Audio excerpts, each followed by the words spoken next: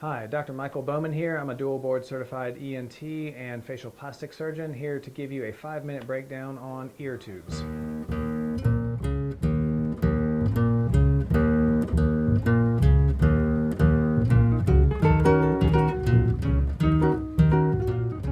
Hi, thanks for joining us. Ear tubes, otherwise known as myringotomy tubes, are one of the most common surgical procedures done anywhere, but especially on children. So we consider putting these tubes in children's ears when they have recurrent ear infections. There's basically two main things that can trigger this. One is a recurrent suppurative ear infection, meaning an acute infection. These are the ones that make your child scream like crazy, high fevers, they're in a lot of pain, and it's very, very uncomfortable. Can involve one or both ears. And when you go to the pediatrician, they'll usually give you antibiotics, which help a little bit, but still it's a rough go. The second indication for putting tubes in is for persistent fluid. So this is going to be when it causes hearing loss as the primary symptom. The child may tug at their ears, but there's not usually pain, usually not fevers, but just persistent fluid back there that sticks around for more than 90 days. So just because a child gets one ear infection does not mean that they need tubes. The guidelines from the American Academy of Otolaryngology is for 7 ear infections in 1 year's time, 5 infections a year for 2 years in a row, or 3 infections a year for 3 or more years in a row. So quite a few infections there. There is some room, of course, for clinical judgment if we have some really severe something going on outside of that, but those are good guidelines to consider before we place tubes in children's ears.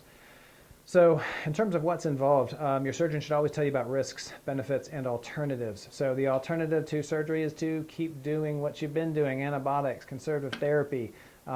Usually if you're in my office and we're talking about that, that's not been working very well. That's why you're here having that discussion.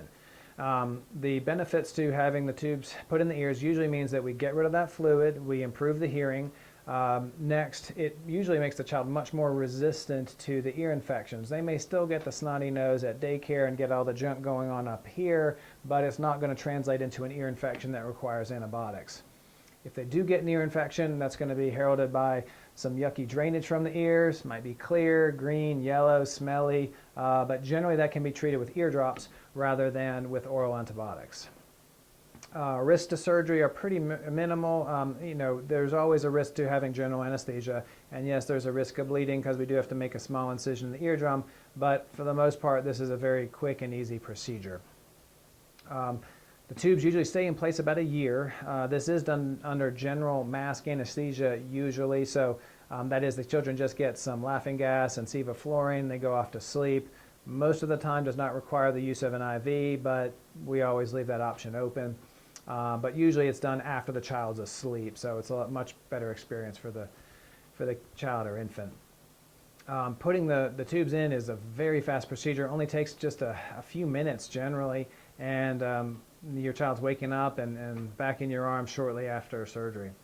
So those tubes usually stay in place about a year, and if all goes well, the child won't have any significant ear infections, maybe one that whole time period, and then the tubes will fall out. Ideally, as a parent, you wouldn't even be aware of the fact that the tubes came out, and you come back for your tube check and child's doing great, tubes are out, and everything is peachy keen.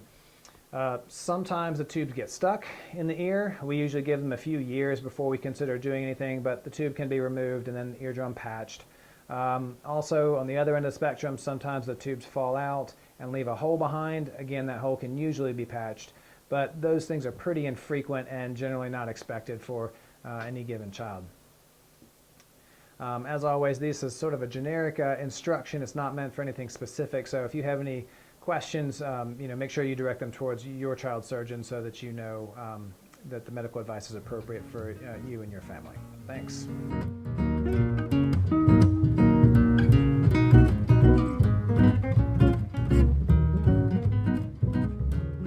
Hey, thanks for watching this video. As always, this is meant to be general educational material and is not meant as specific medical advice for you or your family. If you have any concerns, please reach out to your doctor for appropriate medical advice. If you have any questions, please leave them down below and I'll answer them if at all possible. And if you're interested in making an appointment, please look down below for more information on how to do so. Thanks for watching.